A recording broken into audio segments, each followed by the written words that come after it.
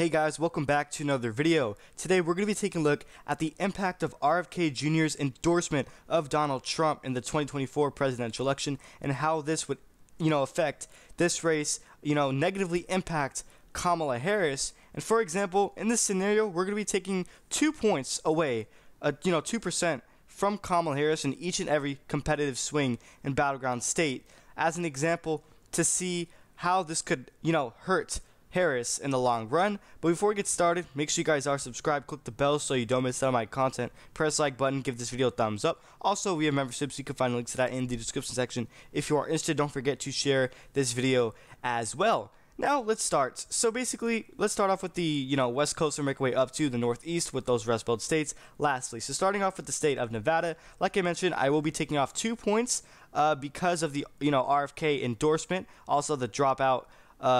And so with that being said, she's up right now in this state by 0.7 percentage points according to 538. She's polling roughly at 45.2%, as you can see right here, to Donald Trump's 44.4%.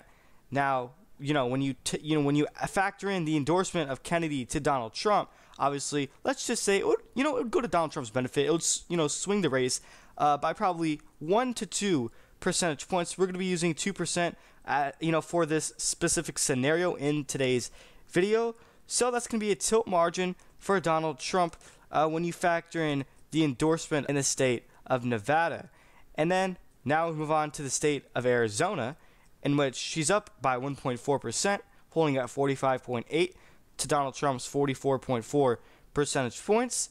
And in the state of Arizona, and when you factor in that Kennedy endorsement, you would say 1 to 2 percentage points, you would find that Donald Trump has a lead of roughly 1 percentage point in the state of Arizona. When you factor in the endorsement of RFK, that can really sway the race in favor of the former president. And then you have the state of Texas, in which the latest poll from YouGov with 1,365 likely voters, a large sample size, I shall say, Donald Trump's up by 5 percentage points. He does get 50 to Kamala Harris's 45%.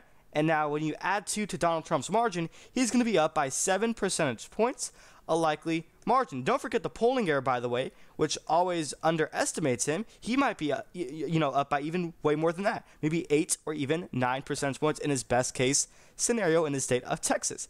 And then you have Florida, and when you add the Kennedy endorsement effect on Donald Trump, also he is going to work in Donald Trump's administration as well. They have made a deal together.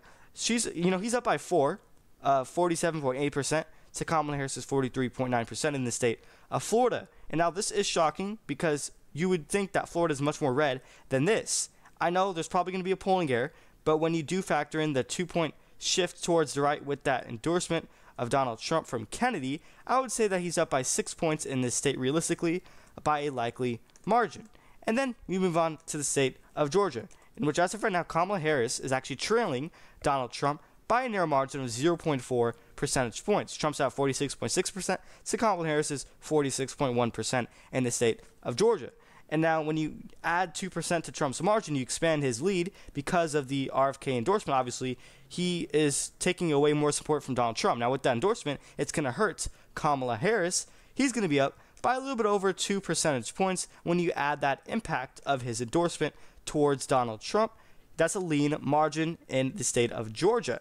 And as for North Carolina, you would find that Vice President Kamala Harris has a lead, surprisingly, by 0.2 percentage points. Because you would think that North Carolina would vote to the right of a state like Georgia. Well, according to 538, that is not true. She's at 45.8% to Donald Trump's 45.7%. This margin is the exact same one for Joe Biden in the state of Georgia back in 2020, just 4 years ago. And now when you add the impact or the effect of RFK's endorsement for Donald Trump, it would sway the race of, let's say, 2 percentage points. I would say that's fair. So North Carolina would be lean for Donald Trump in this scenario if it were to be realistic, which I think it probably is accurate. And then as for Virginia, on average, Kamala Harris's lead is 4 percentage points exactly, 48 to Donald Trump's 44 percentage points. And you have the 2 latest polls, one from this month and from New York times in Siena from last month, in which Harris is up by 5 and 3. When you average it out, that becomes 4 percentage points. And now when you take away 2% away from Kamala Harris and into Donald Trump's support, you would find that Kamala Harris is winning Virginia by literally a couple percentage points, 2 points by a lean margin when you factor in the Kennedy endorsement impact. And then as for Ohio, on RCP averages, Donald Trump's lead in the state is 8.5 percentage points. We have 2 polls in which one has Donald Trump up by 7 and the other one has him up by 10. And when you factor in, the Kennedy endorsement, let's say it sways the race 2 points to the right. Donald Trump's going to be up by 10 percentage points, a solid red margin.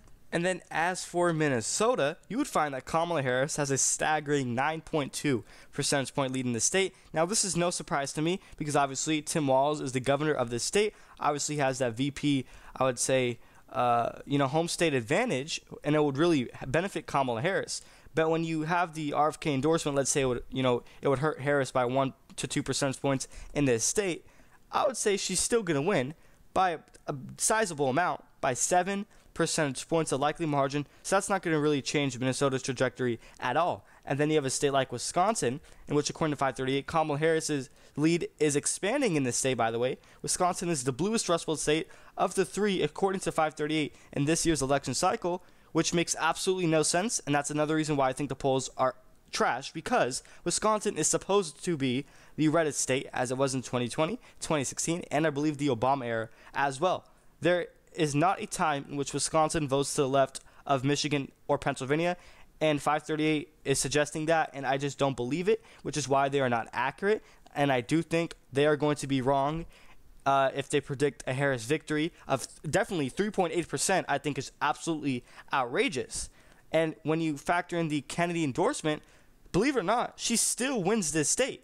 Even if Kennedy were to take away 2 points, for example, let's just say, Harris still wins by 1.8 percentage points, which is a lean margin, with 538, which is not going to really change much. Obviously, it's going to make it much closer, but she still wins it by more of a margin than Joe Biden, by the way, in this state, which is also why I just don't believe that. I do believe that Joe Biden would perform better in Wisconsin than someone like Kamala Harris, and 538 suggesting the exact opposite, in which Harris is doing better than Joe Biden in Wisconsin, because keep in mind, he won the state by 0.6, but apparently she's up by 3.8. And when you apply the polling error, realistically, Donald Trump is actually winning the state because they had Joe Biden winning it just 4 years ago, back in 2020, by 6 points. He ended up winning it by under percentage point.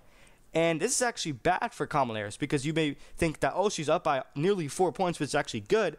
But keep in mind that Trump was underestimated to Hillary Clinton and Biden. So out of the three candidates, Harris, Clinton, and Biden, Kamala Harris is doing the worst in the polls. And we're most likely going to see a polling error in favor of Donald Trump in the state. And that's exactly why I do think Wisconsin will vote to the right of any other Rust Belt state in this election. And then you have the state of Michigan, in which, according to 538, she's going to win the state by 3.4 percentage points. She's pulling out 46.9% to Donald Trump's 43.5 percentage points. And when you add the impact of the Kennedy endorsement for Donald Trump, let's just say it would shift the race 2 points to the right. Still, Harris is going to win by a little bit over 1 percentage points. So that's also going to be considered a lean, or actually tilt margin for Kamala Harris. And then you have Pennsylvania, in which she's up by 1.8%, which is greater than Joe Biden's lead in the state, which is completely outrageous. He won it by 1.2, and apparently, according to the polls, she's up by more than Joe Biden's victory, in 2020, which is just simply not going to happen. She's at 46.7 to Donald Trump's 44.9%. When you add the impact of RFK's endorsement for the former President Donald Trump, let's just say 2 percentage points as an example, which I would say is probably, the more realistic scenario. At the end of the day, he's actually barely going to win the state by 0.2%, which is a tilt margin.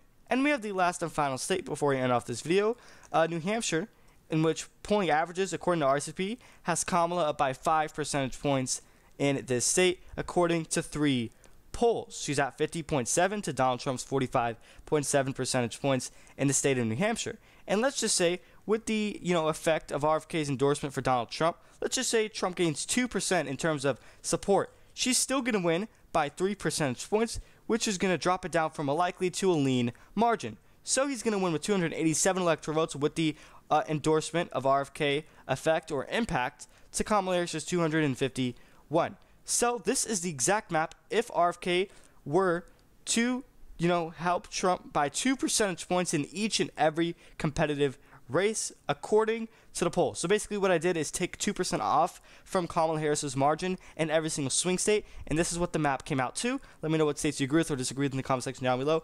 Do you think that RFK's endorsement for Donald Trump is significant? Why or why not? And one last final reminder to subscribe, click the bell so you don't miss out my content, press the like button, share this video. Also, if you're interested, you can find the memberships link to that in the description section. That's pretty much it. Thank you everyone for watching.